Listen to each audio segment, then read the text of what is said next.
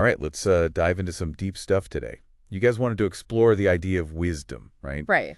And we thought, what better way than to go straight to the source and look at Plato's Apology? Yeah. It's Socrates' own defense speech at his trial. His trial, yeah. And what's really cool that we've got an excerpt straight from MIT's Classics Archive. Oh, wow. So we're not dealing with, any secondhand interpretations here. No, this is the real deal. This is like the raw material. It is, and what I find so captivating about it is that this isn't just some, dry, dusty philosophical treatise. Yeah, right. It's a courtroom drama. Socrates is fighting for his life. Yeah. And his words have this electric urgency to them. It makes you realize how much words matter when the stakes are high. It's almost like a high-stakes TED Talk, but the audience gets to decide if you live or die. Right, exactly. So what exactly were these Athenians accusing Socrates of? Oh, well. I mean, evildoer seems a bit vague, doesn't it? It does.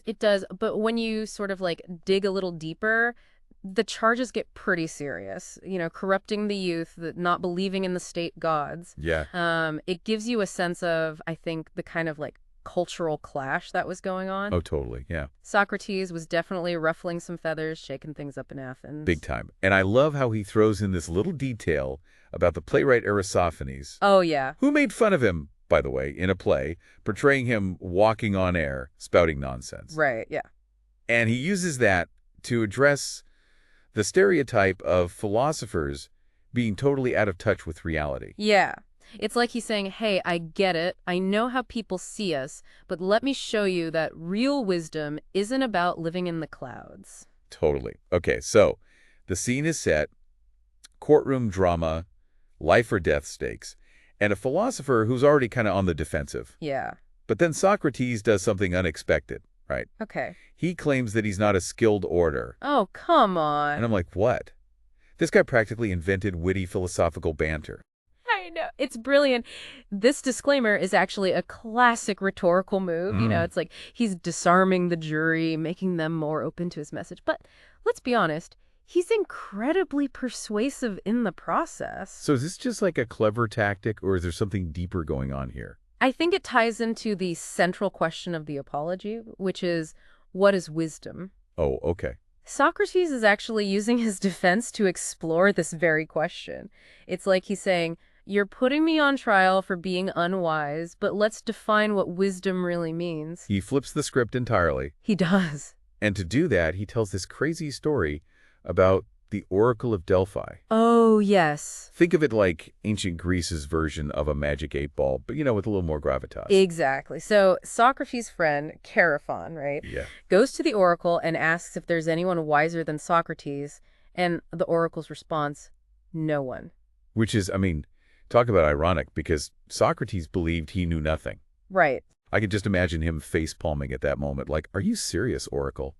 Of all the people. I know. It's the perfect setup for his journey. So Socrates sets out to test the oracle's claim. He's like, okay, oracle, if I'm supposed to be the wisest, then let me find someone who actually is wise. So he starts interviewing all these people who were considered wise in Athenian society, like politicians, poets, artisans. It's like he's going on this philosophical quest to discover the true meaning of wisdom. And what I find so interesting is his method, right? He doesn't just lecture them about his own ideas. Yeah.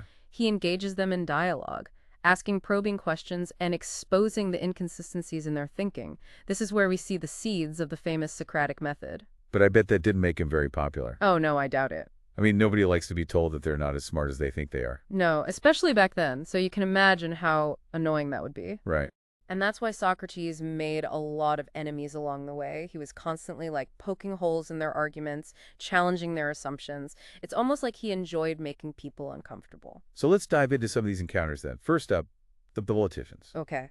What did Socrates discover when he questioned them? Well, he discovered that while they might have held positions of power, they often lacked real knowledge.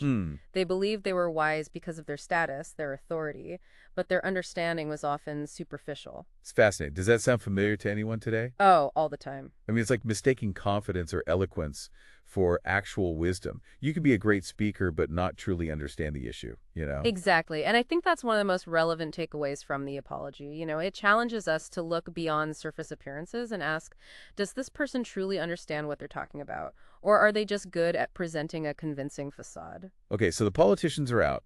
What about the poets? Ah, the poets. I mean, they must have been wise, right? I mean, they were like the creative geniuses of their time. That's what's so interesting about this encounter.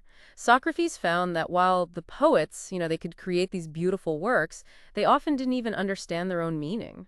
Wait, so they're writing these incredible poems, but they can't explain what they're actually about. Yeah, it's pretty wild. That's kind of mind-blowing. It is. I mean, it raises all these questions about where creativity comes from. Is it purely intuitive, or does it require a deeper level of understanding? That's the heart of the matter. Socrates seems to be suggesting that true wisdom involves both inspiration and critical reflection. It's not enough to just create something beautiful. You need to be able to understand its deeper meaning and its implications. And that applies to all of us, not just poets. Oh, for sure. Have you ever made something, a piece of art, or even just a decision, and later realized that you didn't really grasp what you were doing? Oh, absolutely. I think we've all had those moments where we look back and think, what was I thinking? Right. It's like we were operating on autopilot without engaging our critical thinking skills. Totally. Precisely. And that's what Socrates is getting at. He's saying that true wisdom requires us to be both creative and reflective.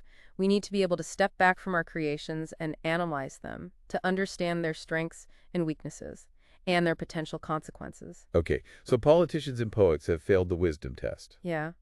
What about the artisans? They were skilled craftsmen, so surely they must have possessed some wisdom, right? Well, Socrates found that while they were undoubtedly experts in their craft, they were very skilled at what they did, Yeah. they often overestimated their knowledge in other areas. They assumed that because they were good at, let's say, building furniture, that they also understood philosophy or politics. And as we know, that's not always the case. Right. Like the classic jack of all trades, master of none dilemma.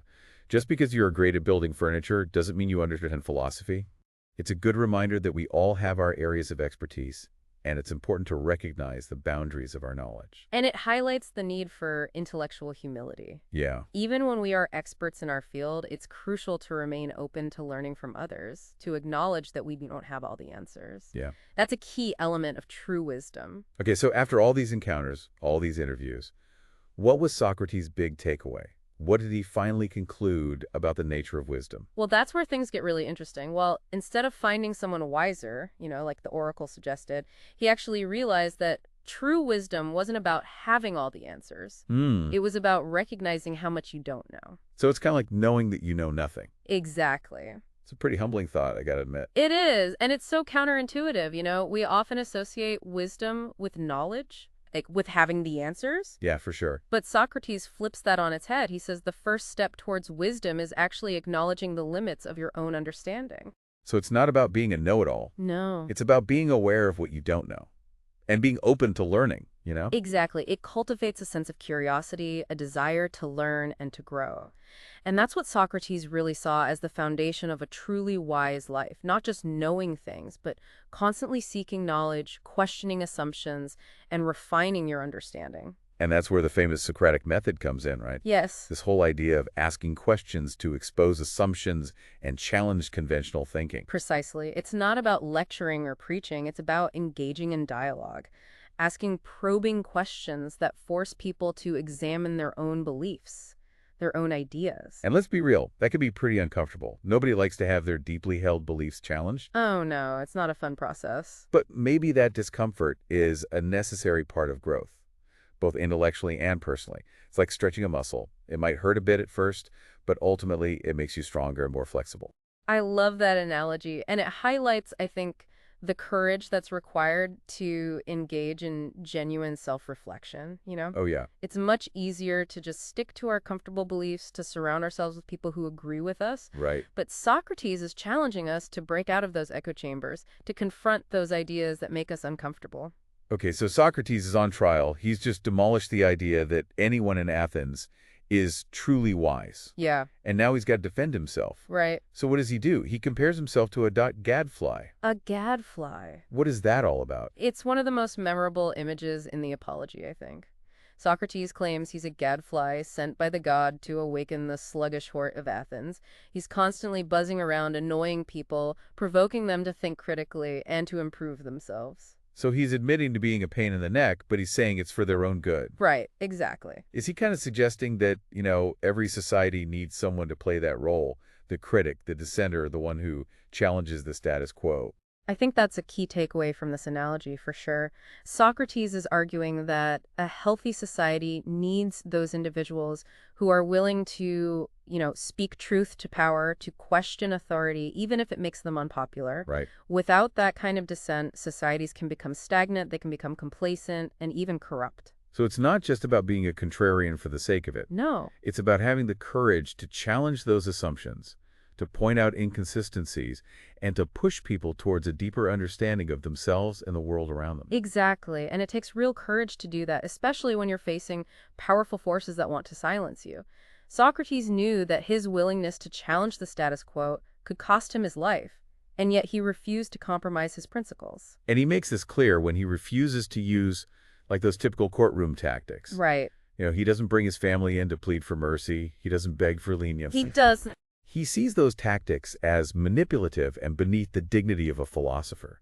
It's like you're saying, judge me on my ideas, not on my emotional pleas. It's a powerful statement about the importance of reason and logic in the pursuit of truth, I think. He's not trying to win the jury over with emotional appeals. He's trying to engage them in a rational debate, to convince them through the power of his arguments. But even Socrates can't resist a little bit of drama, though, right? Okay. He ends his speech with this chilling prophecy: those who condemned him will face even harsher judgment in the future. Yeah. It sounds like he's invoking some kind of, cosmic karma. It's a fascinating moment. Yeah. Is he suggesting some kind of divine retribution, or is he making a more practical point about, the long-term consequences of silencing those dissenting voices?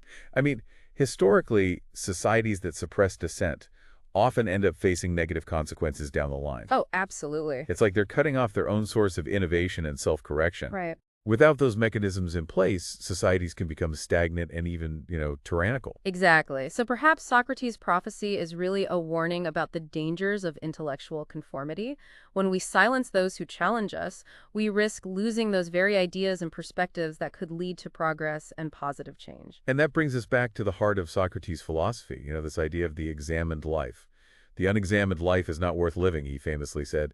But what does that actually mean? Is he just talking about intellectual pursuits, or is there something more to it? I think it's a call to a life of constant self-reflection, to a willingness to question our beliefs, our assumptions, even those that are most dear to us.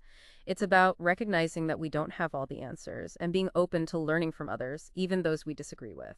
So it's about being intellectually humble, but also about being actively engaged in the world, testing our ideas against reality, and being willing to adjust course when necessary. It's not enough to just sit in an ivory tower and think deep thoughts. We have to live those thoughts to see how they play out in the real world. Absolutely. And I think it also implies an ethical dimension. Socrates believed that true wisdom involved not just knowledge, but also virtue and right action.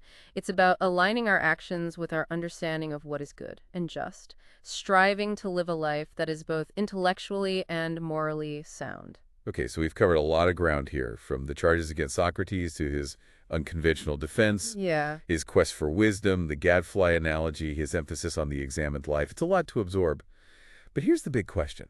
How do we apply these ancient ideas to our lives today? I mean, this all happened thousands of years ago in a completely different culture.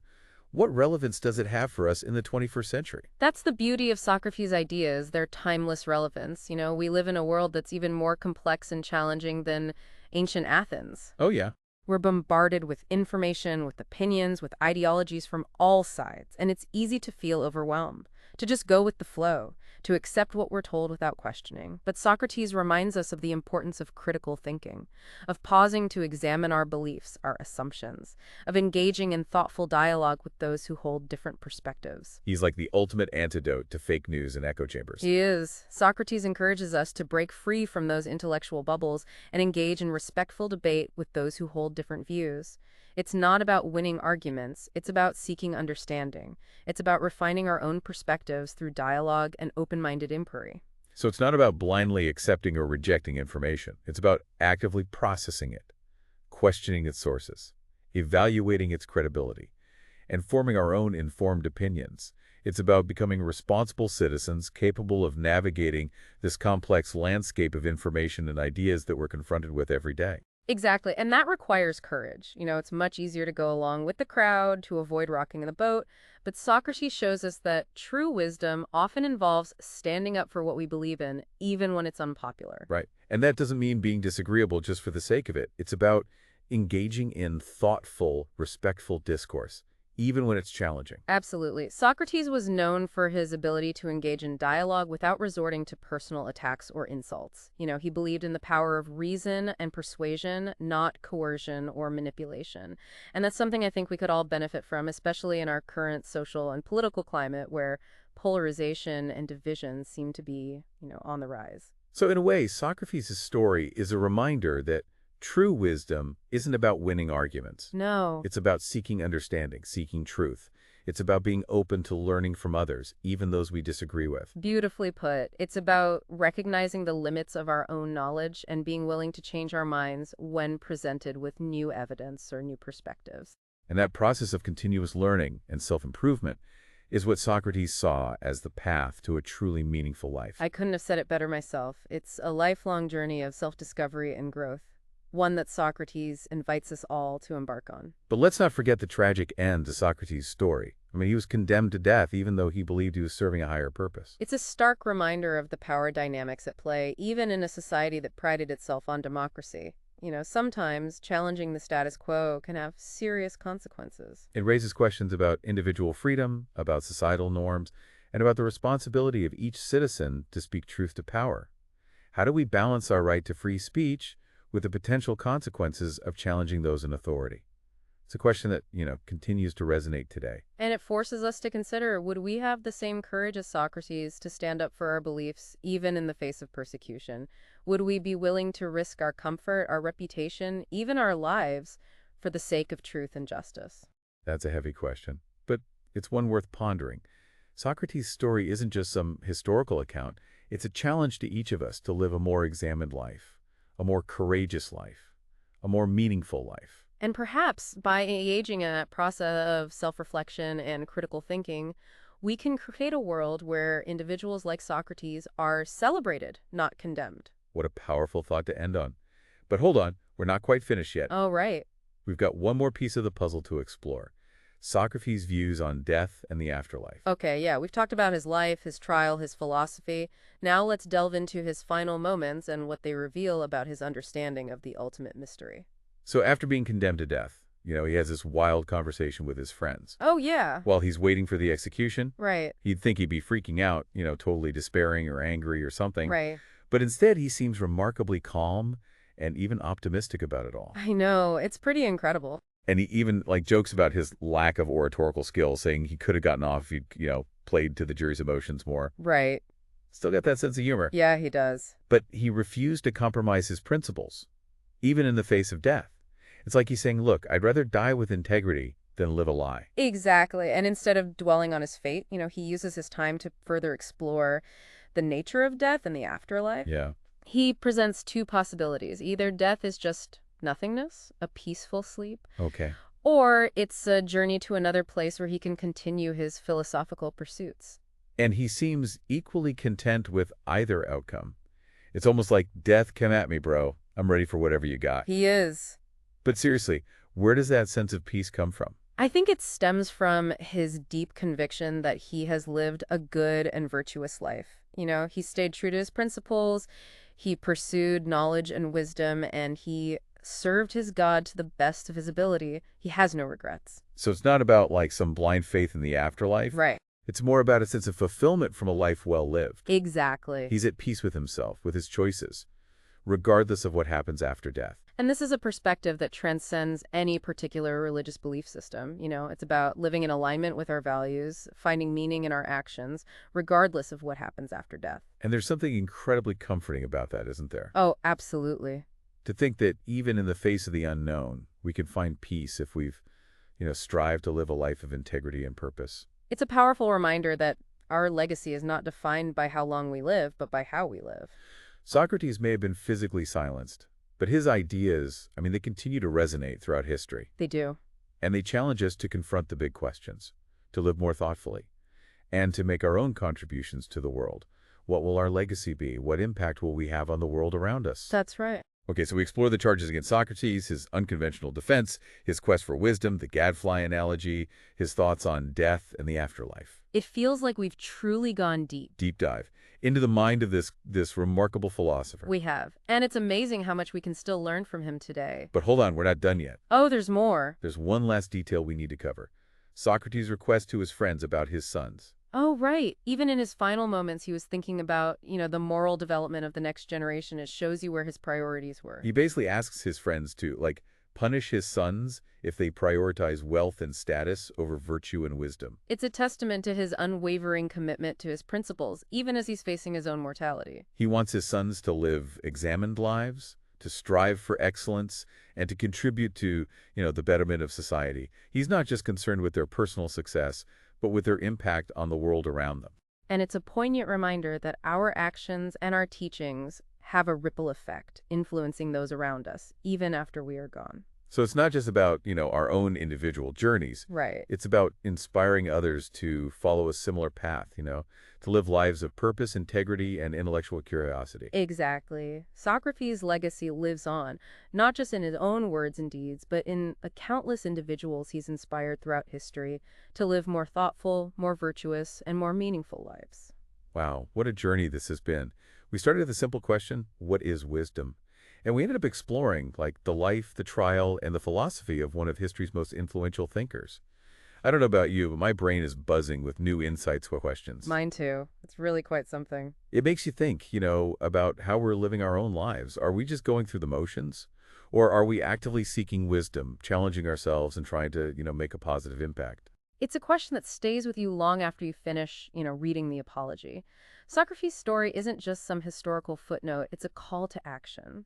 A challenge to live differently, to think more deeply, to engage with the world around us in a more conscious and deliberate way. So was Socrates truly wise? I mean, we've heard the arguments, explored his ideas, but ultimately it's up to each of us to decide, right? There's no single right answer. That's the beauty of it. Socrates wouldn't want us to just accept his definition of wisdom blindly. He'd want us to wrestle with it, to question it, to come to our own conclusions. It's like he's saying, don't just take my word for it. Go out and discover what wisdom means for you. Exactly. And that journey of discovery, that makes life so exciting. It's not about arriving at some final destination. It's about the process of exploration, of continuous learning and growth. It's about, embracing the unknown, asking those tough questions, and being open to changing our minds along the way. And let's be honest, it's not always easy. It can be uncomfortable, even painful at times. But that's where the real growth happens, isn't it? It is. Think about those moments when you've been forced to confront a belief that you held dear, to see things from a different perspective.